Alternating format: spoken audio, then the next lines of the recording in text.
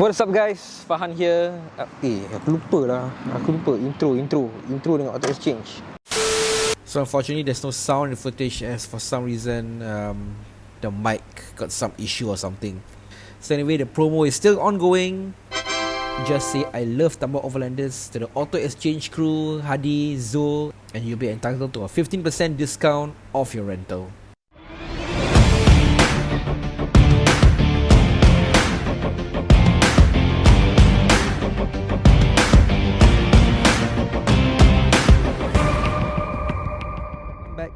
Right guys, so I'm currently in front of auto exchange right now and we are going to do an auto review on the Yamaha Sniper 155. This is the V3, the latest generation, all new chassis, all new engine. Basically a lot of components are not related to the V2, and I feel that it's personally much more closer to the Aerox as opposed to the previous generation. Right height of 79.5 cm. I'm 165, and as you can see, completely almost flat-footed on the ground. But it's a bit tall for me, very similar to the Aerox. The riding position, everything, I feel that it's really similar to the Aerox. Even though it's actually a kapchai, it's not a scooter. So it does come with a manual transmission, which is a 6-speed. And it's not a semi-auto, so it has a clutch, and with a fuel tank of 5.4 litre. He has a projected consumption of 45 kilometers per litre lah. Starting it up, pretty straightforward. Uses a transponder, but there's actually a key on it in case of an emergency when you lose the transponder or something. The ignition dial is shared with the Aerox. Push in, there's the dial, and the LCD gauge cluster comes to life. So it has a starter. So unlike a typical kapchai, it features a clutch. The transmission is not semi-automatic lah. So when you put in first gear, you throw the clutch out, it's gonna stall. So it's just like a typical motorcycle, the way it operates, not like a kapchai lah. Even though it is actually a kapchai. Let's get started. Whew. And I keep forgetting that this is a Sniper 155, because I certainly feel that with the riding posture, with the way this bike generally looks, I feel as if I'm riding an Aerox. Even the general design of the Sniper 155 feels like an Aerox. The riding position is like Aerox. The way it handles is somewhat like an Aerox. And I keep forgetting that this is a manual transmission. So if you're used to riding an Aerox and you just got a Sniper, be sure to be careful not to throw out the clutch too often. And the way it handles, I feel like it's slightly lighter than the Aerox.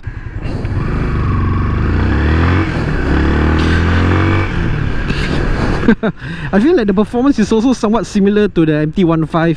So definitely if you've ridden the 155cc series of bikes of Yamaha, the Sniper is going to feel very familiar to you. And typically as for a kapchai, it's nimble, agile, no issues with negotiating bends or corners. It's a very nice ride, I must say. A very good city commuter, and it sounds very similar to the MT-15. So this could be like an Aerox with a manual transmission of an MT-15, you know. So it comes with super clutch. So at 6th gear right now, and you're at 60 kilometers per hour, so you don't feel as if the bike is like gonna stall on you like at a high gear while going at low speeds. I must say that the seat is a bit too high for me, and not really too comfortable with the seat, you know, because the impact is on the inseams rather than my buttock. Okay, so when the light turns green, we're gonna do a launch.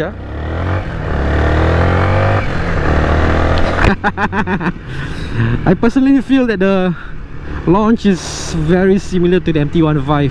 This light bike with a focus on pickup and acceleration. I think for P-platers, they have no issues with quickly adapting to the Yamaha Sniper lah. Though I feel that with the missing front tank over here, my legs have nothing to grip on. Woo!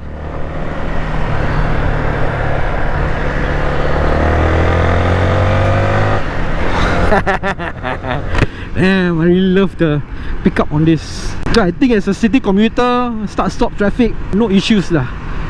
I mean, it's able to be that mellow bike when you want to, when you're riding in city streets or congested traffic, right? When you need the torque and acceleration, it does have it, you know, at the twist of a throttle. So I really love the riding controls on this. The buttons are really, feels really comfortable. Very clicky. The Yamaha Sniper 155 is an underbone bike mainly marketed for Singapore and Philippines. It is the direct successor to the Sniper 150. It uses the Yamaha T155 underbone bike platform. Unlike the first and second generations of the Sniper, this third generation uses a different chassis, cover set, and engine. Engine is shared with the Yamaha 155 series of bikes. A 155.1cc liquid cooled 4-stroke 4-valve SOHC single cylinder with variable valve actuation with fuel injection and a 6-speed manual transmission. Right, so as usual, we're gonna start off with the riding position. Okay, so sitting on this bike right now, so it's this very comfortable scooter slash kapchai riding position that is upright, kind of comfortable lah. But after riding it for quite a while, you do tend to hunch your back, so do straighten your back from time to time. So with a ride height of 79.5 cm, I'm 165, and as you can see, I'm slightly tiptoeing on the Sniper 155. With its weight of 121 kg, I think no issues for beginner riders, vertically challenged riders. I think they are able to appreciate the Sniper 155's vertically challenged, friendly riding posture lah. Right, so let's talk about the overall design of the Yamaha Sniper 155 or Sniper V3. Overall shape and design elements remains the same, angular and sporty outlook. Comparing it to the previous generation, it's much more cleaner and simpler. And it is said that the front and the rear look of the Yamaha Sniper is supposed to resemble a Yamaha R1. But if you ask me, it doesn't resemble a Yamaha R1 at all. I feel that it's somewhat similar to the Yamaha Aerox lah. But if you compare this between the V2 and the V3, I have to say that they've really cleaned up the design quite a bit for the V3 lah. Right, so let's talk about the handlebar controls of the Yamaha Sniper 155. Pretty simple, straightforward and standard. Nothing too complicated. No riding modes for you to change or toggle. Okay, to the left over here, we got the high beam, low beam, passing, light, all combined together on one switch. Left and right signal indicators, horn. To the right over here, we got a kill switch, hazard, and the starter lah. They've also kindly included a 12-volt power outlet over here, which is pretty useful, but you need to buy an adapter if you want to charge anything. And the ignition dial is very much similar to the Aerox and NMAX. It's very similar format. Okay, so it uses a LCD gauge cluster. I think it's a new one for the V3. Okay, I'm not sure if this shares with the NMAX or the Aerox, but I think it's slightly different from the Aerox. I've seen the Aerox one before, but I'm not sure if this is familiar. It looks pretty different to me. Okay, so to toggle, there's a button over here. Toggles between the odometer, trip 1, trip 2, fuel economy and average fuel consumption, and back to the odometer. And I have to say that even under bright light like this, you can still read the LCD gauge cluster. Now you may think that the seat looks big enough to have an underseat storage, but traditionally, as with a kapchais don't usually have underseat storage, and what's underseat is usually the fuel tank. So when you open it up, true enough, there's the fuel tank over here, and there's basically no compartments for you to store anything under the seat. And the engine is the 155cc liquid cooled engine. Is directly adapted from the rest of the Yamaha 155cc series of bikes, the NMAX, the Aerox, R15, XSR 155, meaning that it comes with VVA, variable valve actuation. Really helps with the performance of the bike and low to mid-range torque also. And unlike a typical kapchai, it comes with a clutch and a 6-speed automatic transmission. So typically a kapchai will have a 4-speed semi-automatic. So meaning that if you were to ride with this bike and you go into first gear, and you to let go of the clutch, it's gonna stall. No option of a semi-automatic transmission with the Yamaha Sniper. So up next, we gotta talk about the riding tech that comes with the Yamaha Sniper 155. Okay, so there is some riding tech on this. Keyless transponder. Okay, comes standard with the Yamaha Sniper. Full LED lighting all around, front and rear. A slipper clutch really makes it easy to change gears, and also VVA and an LCD gauge cluster expansion. Okay, so let's talk about the colors that the Yamaha Sniper 155 comes in. So for this particular one being reviewed right now, it's called the Race Blue. We've got the Black Raven, Yellow Hornet and Matte Titan, typical Yamaha colours lah. And up next, come to the price. So there's only one listing on Carousel, which I found. The other listings, y'all are like asking for zero payment or down payment of $1,000. So they're not really putting the full price on the listing nowadays lah. New 2021 model, no COE, 5,488. Of course, I feel that the price is very reasonable, but with the COE right now, if you're gonna pay, I think you're gonna pay at least 17k or 16k for this bike lah. So I feel like the V3 really solves the V2's shortcomings. I've previously ridden the Yamaha MX King, and this definitely handles way better. Performance is definitely better on it, and it has all the conveniences like keyless ignition. I feel that this is lighter than the V2, and it's just been launched last year, and in Vietnam, where it's known as the Exciter 150, when this bike first launched, it sold out pretty quickly. So the Yamaha Reborn bikes, they're really well sought after, even in Malaysia also, where it's affectionately known as the Y Suku. Even though it's the official name is Y16ZR, they still call it Y Suku. Which is pretty weird. I think Yamaha should have stuck with Yamaha Y15ZR V2 or something, I think that would be a better name to tie it to the Y Suku nickname for this bike, as it is known in Malaysia lah. Here in Singapore, it's known as a Sniper, together with the Philippines, and they merely just changed the name from 150 to 155 lah. So if you have listened to my previous review, the reason why Yamaha has different names for different markets in different countries is because of the brand loyalty that comes with the respective names in those countries lah. So they could have just used one name for this model for all the countries, because of the attachments of the different model names involved. They decided to use different names lah. And I must say, I am really enjoying this bike right now. It's a very nice, comfortable ride. But if you're looking for a bike with more convenience, you can consider a Yamaha Aerox instead, because the Aerox is a scooter, it's automatic gear, you need to change gear on it, and also it comes with underseat storage. This bike doesn't have underseat storage, being a Kapchai, its fuel tank is located under the seat as opposed to the floorboards, which is why they didn't build it to be the same as the Aerox, but rather totally different machine with different characteristics despite using the same engine.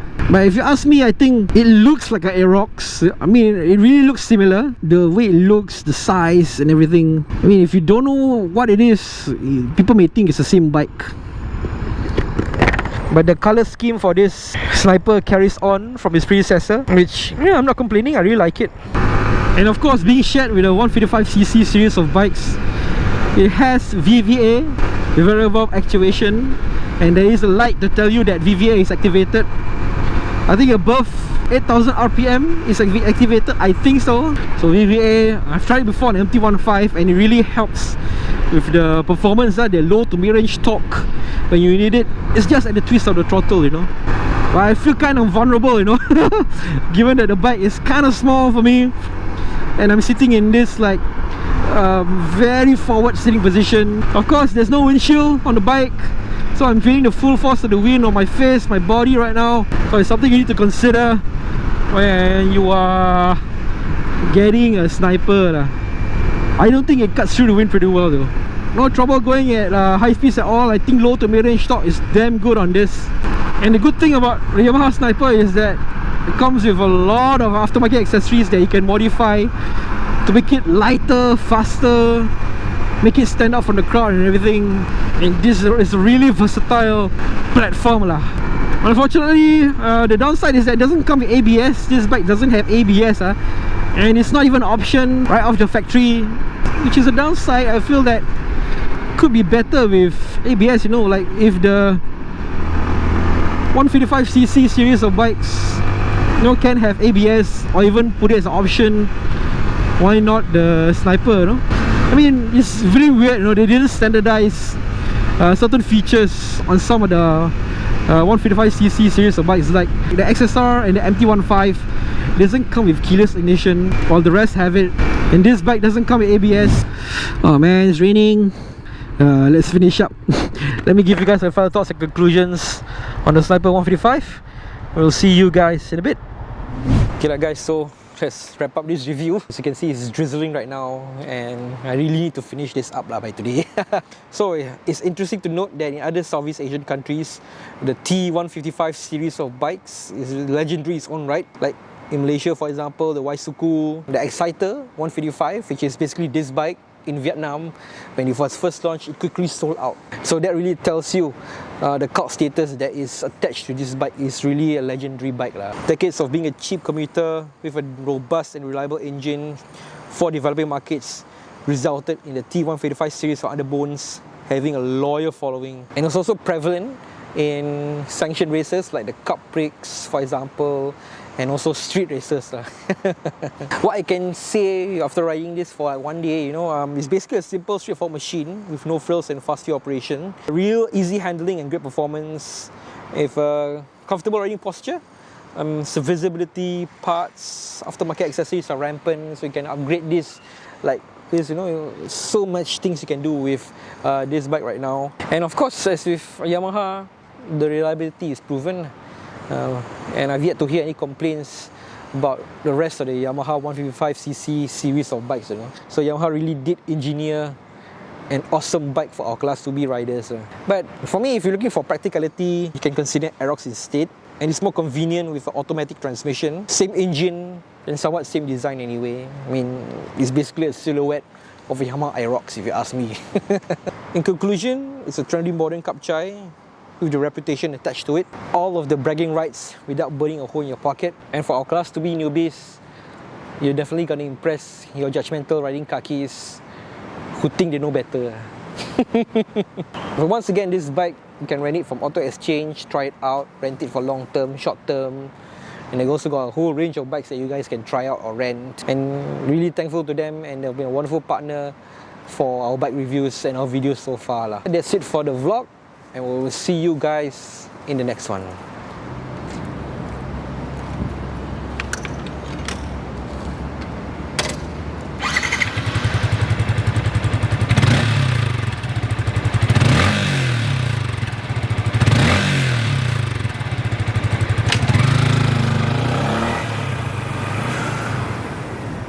Give me all of your lies, 'cause you're my demon in disguise. I learned to